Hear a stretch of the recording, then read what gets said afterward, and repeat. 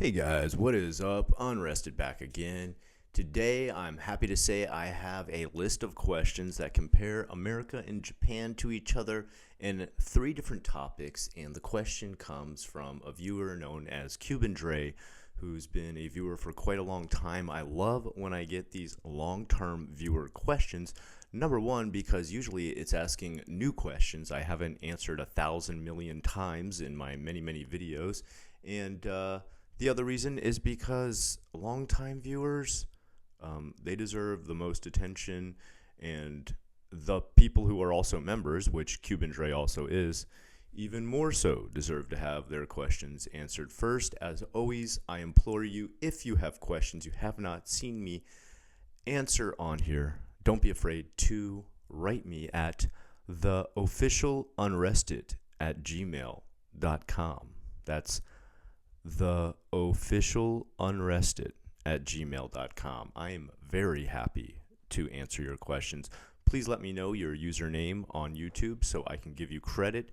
And don't be afraid to ask anything. One thing I would ask, though, is if you could try to keep them within a same theme or same genre so that we have a list of questions people have been thinking about or asking, and it covers a topic that is both structured and has a lot of integrity for you who are looking to either go to Japan, live in Japan, move to Japan, whatever in Japan. Thank you again, Cuban Dre, for sending these in. Let's jump into them. Number one, how are homes built in the US versus Japan? So, what are some things that you like/dislike? What would you bring from Japan? Ooh, I like that one. And what would you want to see put in Japan? Ooh, okay, this is good. So we've recently talked about a lot of, buying a house in Japan. This new Akia, buying the free houses, which I say buying, but mostly they're free until you find out you have to renovate the whole thing. So yes, there is some things about Japan's way of building I'm not a huge fan of. For the most part, you will find a lot of the material, unless you have it imported, Japan-based material used to build homes is really low quality. It's made to have a very short obsolescence. If you don't know what the word obsolescence means, it means built-in breakdown over a certain amount of time. Your materials you'll use to do the flooring, the wallpaper, etc., have a very quick breakdown. You're mostly looking at very basic thin drywall with wallpaper that not only scratches and peels easy, but also floorboards made out of cheap laminate that's pretty much like cardboard that's been laminated, and it tears up pretty fast. Now, there is a lot better building materials here in America. I mean, oftentimes your walls can literally be made out of wood. Like my walls here in my house are made out of wood paneling that my cat could scratch the hell out of if it wanted to, and you wouldn't even notice anything damaged. My floorboards, too, are either made out of actual wood panels, and my kitchen floor, it has laminate, but there's a different type of laminate in America called luxury laminate, and it's almost like a mix between tile and laminate. You really have to go at it pretty hard to crack it. There's no way you can actually peel it or scratch chunks out of it like you can the laminate in Japan. Now, there is some things, though, that Japan have that they suck pretty much in America. And let's go right away with the fact that Japanese toilets destroy anything America has ever made, okay? I can't tell you how much my family detests the fact that toilet seats do not become warm in the winter in America. Yes, in Japan, your toilet seat can go from being an ice cold butt shrinker to a nicely warm seat that you can sit down on. Of course, you've got things like the bidet. You've got automatic flushing, where the second you stand up, the toilet automatically flushes. You have cleaning modes on some of them. And I guess if you absolutely need it, there is the quote-unquote princess sound. If you've never heard of the princess sound, it's pretty much a sound that can play to, how do I put this in a less disgusting way, um, create a white noise that goes over the top of your gastrointestinal sounds that occur while on the toilet. Now, I don't know if that's an absolutely needed feature. Although at the workplace, I think there'd be times we wouldn't mind having the princess sound play. And if you're wondering what the princess sound sounds like, it's pretty much the sound of like a very loud flushing toilet. And so even while the toilet is not wasting water flushing, it's making that sound to mask the very loud bowel movements of those having an explosive time in the bathroom. I hope I wasn't too graphic with that. And let's see. What is the difference, this is the next question, between commutes in Japan versus commutes in the US? How is your commute different? And commentary around public transportation in two places, going from public transport to car transport, or private transport, more or less. Okay, great question.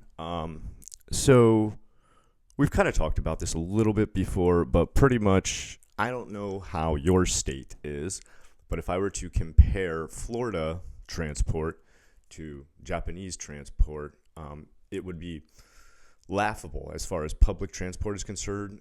American is laughable. I mean, in all ways, there's nothing America does that is more efficient or better than the way Japan does public transport. And I mean in every way possible. Even airplanes, domestic flights, international flights, Japan has their stuff together. Yes, they've also got their version of TSA, but it's way more organized. Lines are way shorter. The only line that gets incredibly long, and there's really just no way around this, is the immigration line for them to check your passport and visa. You've got so many different flights coming from so many different countries with so many different languages and people with so many different types of passports, some that are verified far quicker, like us, the Americans, usually have their passport verified very quick, whereas like lesser known countries that do have a history, I'm sad to say, of creating fake passports tend to take longer to go through the line, and you're dealing with that as you're in line. But I mean, just everything is done a million times better. For example, just my son traveling by himself, he was able to do so at 9 from Japan to America.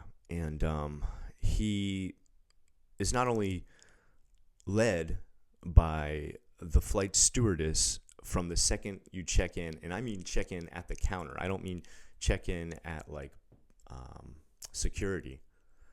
I mean from the second you check in at the counter, they take any of the kids who will be flying by themselves. They bring them into a group. They usually try to seat them together on the airplane so they have friends to talk to. They lead them into a waiting room where they're safe from other people wandering around the airport. And then they hand deliver them to the next flight stewardess that is loading the airplane. Whereas I've had times in America where my kid has literally had to say, hey, where do I go? And the person's like, you don't have a special ticket that's supposed to be, assistance, to your ticket. Whereas, like a flight assisted ticket means like the steward has to stay with them from one place to the other. There's been times where they are trying to load up from one airport to another via American flights, and the person's like, you don't have that kind of ticket. And the person, my son, has had to be like, I think I do. It says here, like, assistance for under the age of teen. And they're like, let me see that. Oh, yeah, I guess you do. I'll call somebody. And it's just like, what? Why would a kid lie about that? Like, what? You think the kid at like under the age of like, teenage is trying to get free flight benefits such as not getting lost in the airport because it's giant and scary? How about you assume the kid is not lying and try to take care of them first and have customer satisfaction, have those parents satisfied that their kid didn't get whisked away by a kidnapper in the middle of the airport? Let's not do that. Let's be like the Japanese and actually secure the security and safety of our youngest passengers flying alone. And then, I mean, of course, like everything else isn't even slightly comparable. Trains are way on time compared to America. There's no train in America that is on time as much as trains in Japan. If you're late because the train delivers you late to your job, they will literally write you a note and send it with you to your job to say, sorry, it's our fault, your employee's late, blame us, not the employee. It's not a like handwritten note by the station manager. It's a special ticket that says this was supposed to arrive at this time, it did not. We apologize. This person is late because of us.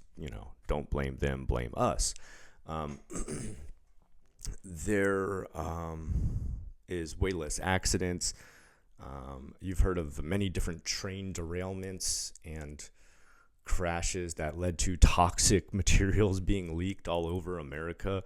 That kind of stuff never happens in Japan. There was one time, right when I first got to Japan in 2007, that a train had one of its cars catch fire, and passengers died on that. And the station manager deleted himself because he was so upset that had happened on his train. It was like something that was like completely out of his control. Like something had hit the tracks that created a spark, that created a fire and he took like so much responsibility. He deleted himself because he was so upset that he had not, I guess, checked that part of the track for the day. It was awful. So it's taken very, very serious. The only thing I would say is slightly comparable for having any kind of lateness is buses in Japan can sometimes be a few minutes late because traffic is bottlenecked in Japan. There's always traffic in Japan. It is always a traffic jam in the big cities. Yet somehow still they get there. The worst I've ever had is like 5 to 10 minutes late for a bus, where I've had buses in America. I've had buses like literally I'm at the bus stop and the bus flies past me and doesn't stop. And then the next day when I jump in front of the bus almost to try and get it to stop, I'm like, why did you go past me yesterday? They're like, oh, well, you didn't stand up when I got close to the bus stop. And it's like, but I was at I was sitting at the bench that's for the bus, the bench that's for the bus that comes by here that picks up the person who's sitting at the bench here. It says, sit here to take this bus.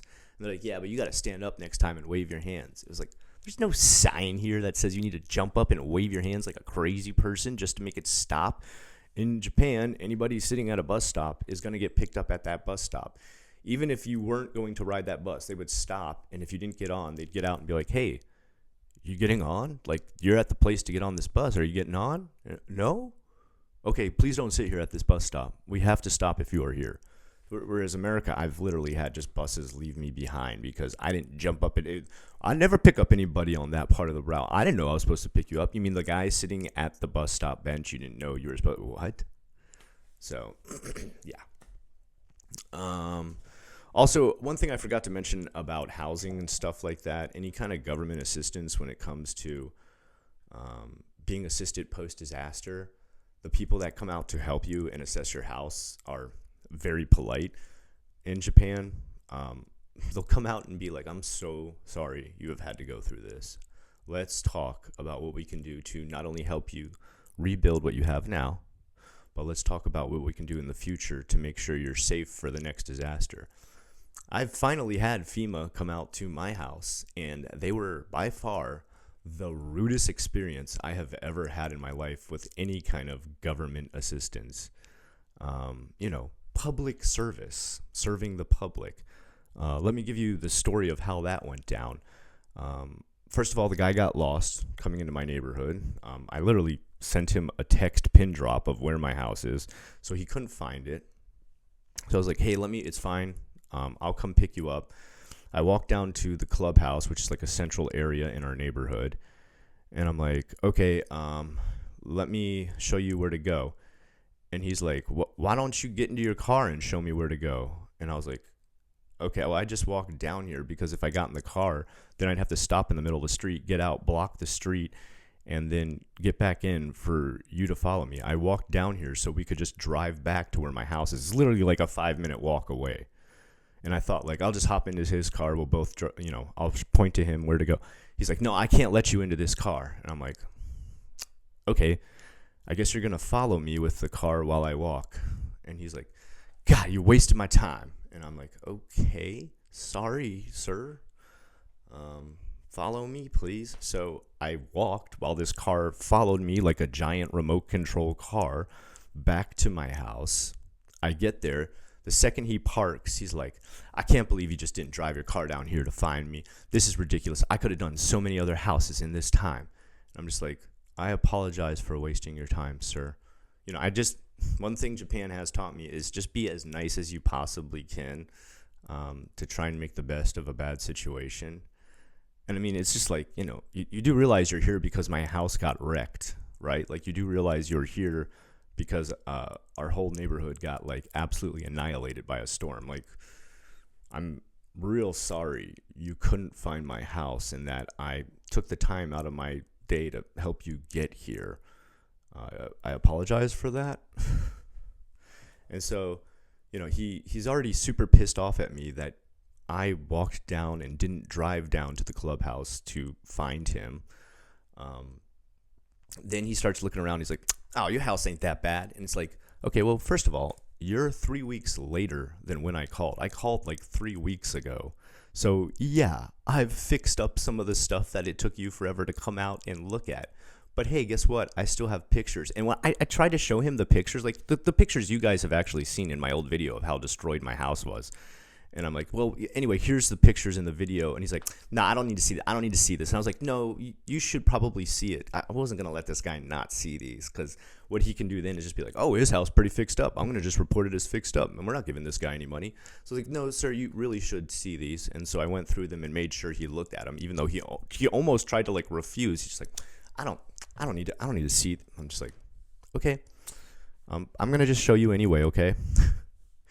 And then, like, I showed him, like, the 3 broken windows I had in the back, my gutter that got messed up, the corner of my roof that got twisted. I did show him the fact that my undercrawl had been repaired, which, literally was on the GoFundMe. You guys helped fund it.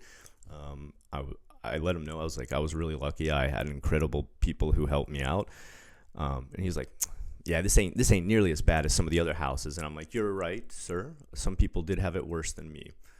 And I was like, the only thing I was applying for was trying to get my groceries replaced, because that was like, there's 2 different levels. It was like, get your groceries replaced that you lost. I lost like a few $100s in groceries because we didn't have electricity for 5+ days. And there's like a portion in there that says, like, if you lost electricity for more than 3 days, if you had multiple damages to your house, whatever.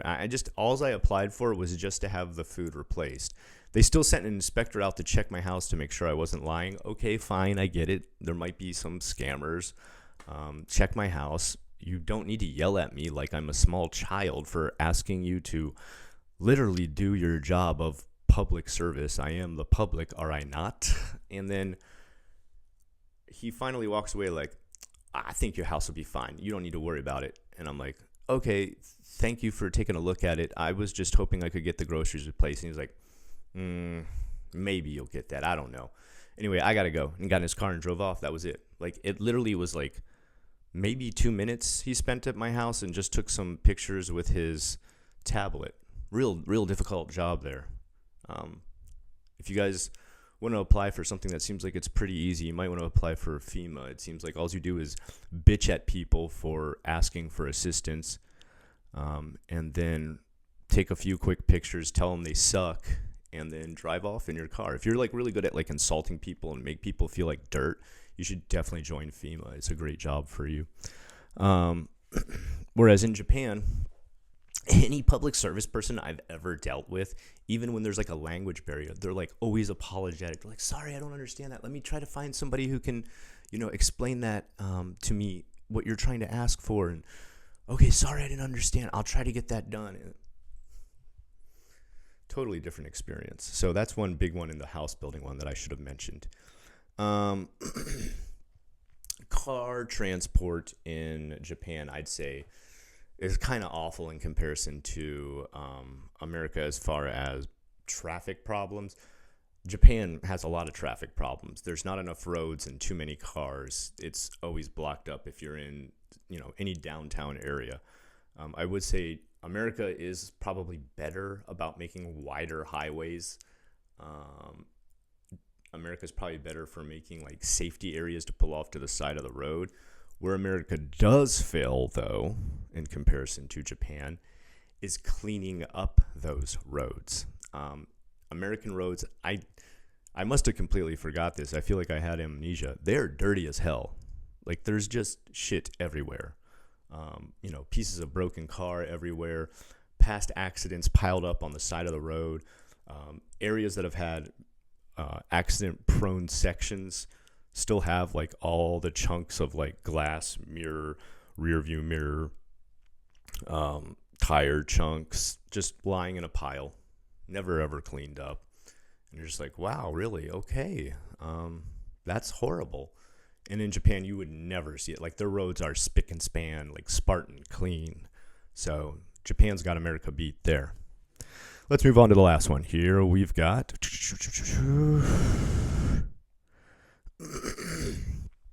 Hold on, give me a second. I've somehow clicked off of it. There we go. Now I'm back.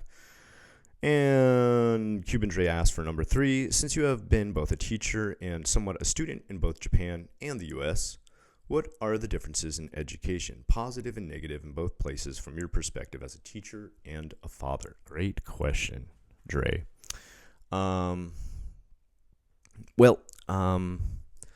I'd say number 1, Japanese students far more respectful.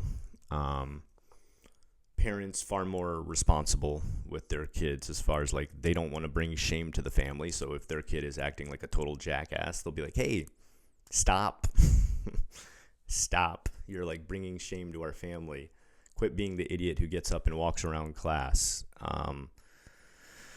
So you get a lot more response from parents. One of the best things I think Japan does is if two kids get into a fight, like if one kid attacks or punches or hits or something happens with one kid to another kid, they bring in both parents and both kids, and they make sure the one kid apologizes to the other kid in front of the parents. And sometimes they even make the parent apologize too. That's a pretty hardcore public shame, if you will. I had a viewer last night. We were actually having a very in-depth discussion about bullying, Japan and America. It was a very interesting conversation. You should join a live stream if you ever want to have some of these deeper conversations with us. And one viewer recommended, they said, you know what I think would stop bullying? If parents had to pay fines when their child continuously bullied someone after being warned to tell them to stop. And we were like, yeah, that's like a kind of pretty good idea.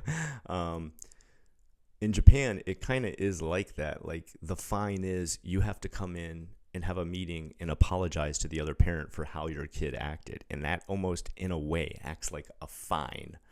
And a lot of parents, they don't want to have to do that. And that's kind of like public shame, which is a big yikes in Japan. A lot of people don't want to lose face. And if their kid does something that makes them have to come in and do that, they'll, of course, act very, very nice. Be like, we are so sorry. We apologize for our child's actions. And we will promise that he shall never do this again. You can bet when those parents get home, they're like, what the? Like they're probably like, you don't ever do this again. I don't ever want to come into school again. Like, and the kid's kind of like, oh, shit. There's like a lot of responsibility behind me acting like a total ass. That's one thing Japanese schools do much better.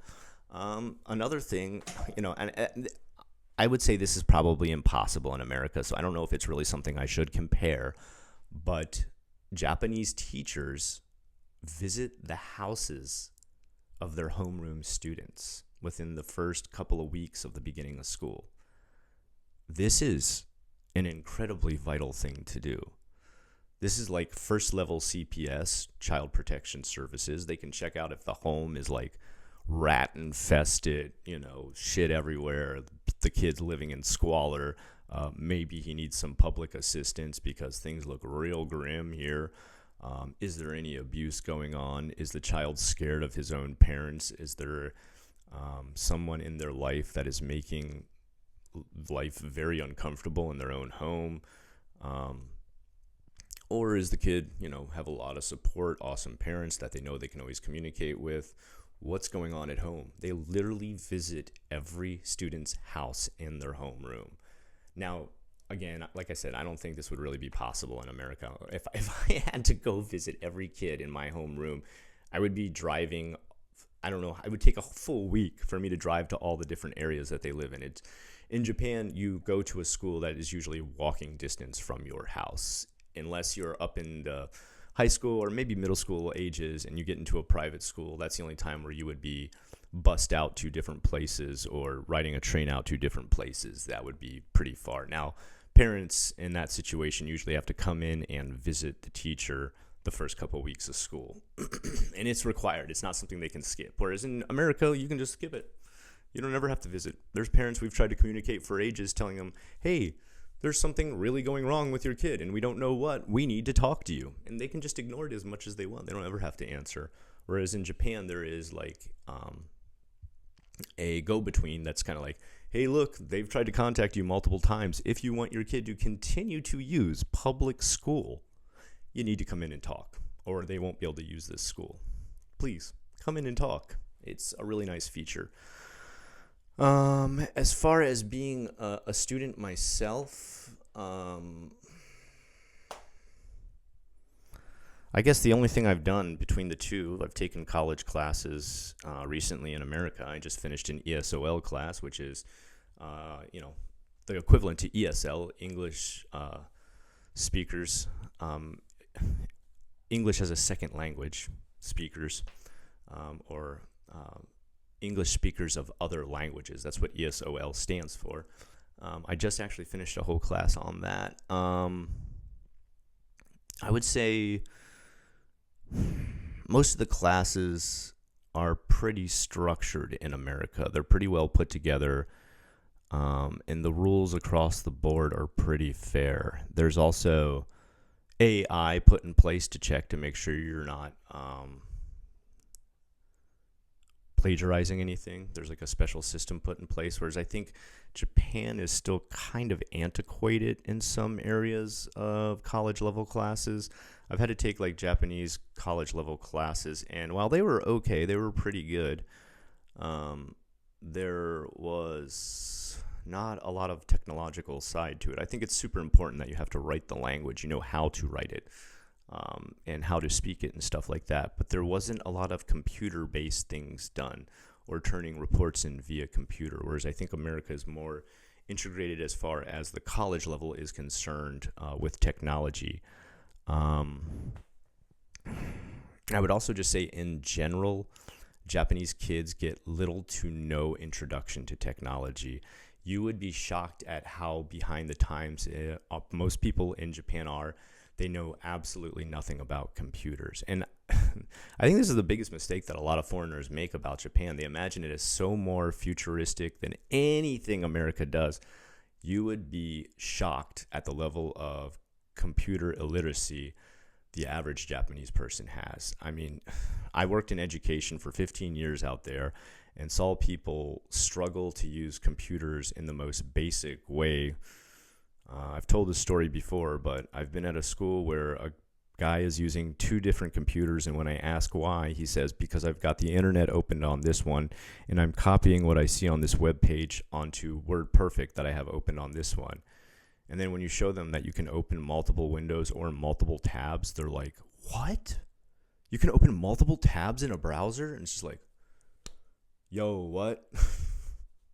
Like, this isn't 1990. We're talking like, 2010 when this is happening. And just like, you've never hit that plus button on the side and figured out what it did. No, I didn't want to break the computer. And you're just like, wait, what? You're not hitting it with a baseball bat. You're just clicking on something. Relax. Oh, my God.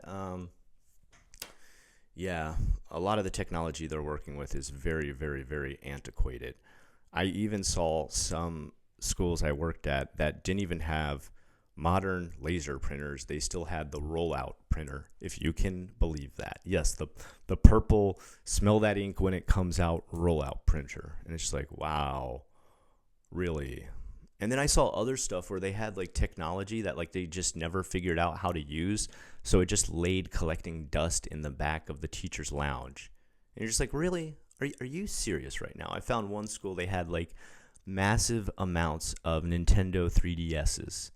And the reason they had these is the government decided the kanji programs that the 3DS has are awesome. They have a little stylus that you write with, and it can check if you're writing in the correct stroke order and that your handwriting is really good and perfect. And there's, endless kanji they can test you on those. And a lot of different areas were given those because they were cheaper than handing out a computer to every single student. And because the adults there never ever messed with the 3DS, they never implemented them into the school. They just sat there collecting dust. Then when COVID finally hit, they were finally forced to get tablets for the first time. And they've got the lowest garbage grade tablets you have ever seen. Now, I'm not saying American schools have the highest level of technology ever. We've got these Chromebooks that, quite frankly, I call them crash books because it's about all they can do is crash. They're not the greatest, okay? And Chrome as an OS is not a great OS. Let's be honest. Anybody who's messed with it knows that. The only good part I would say about it is it implements Linux very well, and you can do a lot of workarounds using Linux. But Chrome OS itself is kind of garbage. But the ones that are used in Japan have like Windows XP on it, and these kids are trying to connect to, they don't use Zoom. They don't have their own in-house video service. They try to use Microsoft Teams on Microsoft XP, and it is god awful. It is insanely awful. And they implemented this during COVID, and the computers are so weak and so crap, they can't hold an internet connection. A lot of houses in Japan still don't have internet, which is weird. I can't believe some people just go without it. They're just like, well, why would I need it? I don't really look anything up on the internet because I got my phone to look things up on the internet. And you're like, yeah, but you never wanted to write an email like on a keyboard? You never wanted to, download something on your computer, or you never had to use Adobe Acrobat or nothing? You never had to write something in a Word document? No, I just used my phone. Okay. So there was like literally times where the government was like, okay, we have to give these people free internet because otherwise they can't do class during COVID. That was crazy to me. And then just the computers are given are such just low quality computers that if you have even more than one programming running on it, it shocks the whole entire GPU that's in there. Just like, no, more than one program open, Windows XP cannot handle. They're pretty straight garbage. So technology-wise, Japan is still in the Stone Age when it comes to letting kids learn about computers. Like, there's such little use of computers in school that when I would implement it into my own schools, my private English school, I'd be like, okay, today we're going to be typing on the keyboard. Like, the kids wouldn't know how to use a mouse and a keyboard at the same time. Like, I'd have to take their hand and be like, no. You put this hand here. You put the other hand over here. We did, for example, I don't know if you guys know, there's like Minecraft Classroom, and you can like learn English by playing Minecraft. So I'd implement that. The kids there like couldn't understand, WASD and mouse at the same time. Like I was just like, what? Are you serious? Like, you've never tried to do this with anything? And they're just like, no, I only play on my tablet. Like, they know Pocket Minecraft really well because everybody uses a phone out there. But they couldn't understand using a mouse and a keyboard at the same time. I'd literally have to like take their hands and put them on the WASD keyboard and the mouse at the same time. Be like, this moves this way, this moves you this way. No, you got to keep both hands on each one. And it was like really, really, really difficult for them. And I thought like, oh my God, how is Japan going to prepare for the future where everything is technology based? It's scary and sad to see. On the other hand, Japan is a million miles ahead of America as far as math and science is concerned. My own son, who still has a lower English level than most of the kids in his class, is still in the highest level honors class because his science and math is like a decade ahead of everybody else's. It's like laughable, the math and science he has to do in America. It's like nowhere close.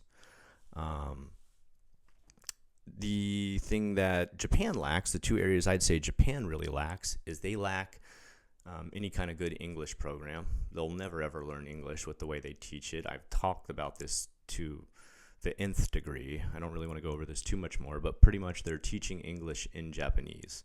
So they'll just explain everything in Japanese, say the words in a katakana way. So like if you're like, hello, nice to meet you, they won't teach it that way. And, the correct pronunciation, they'll be like, hello, nice to meet you. And like, if a kid learns to speak like that for every single word, it stops sounding like English. Like people are really confused sometimes.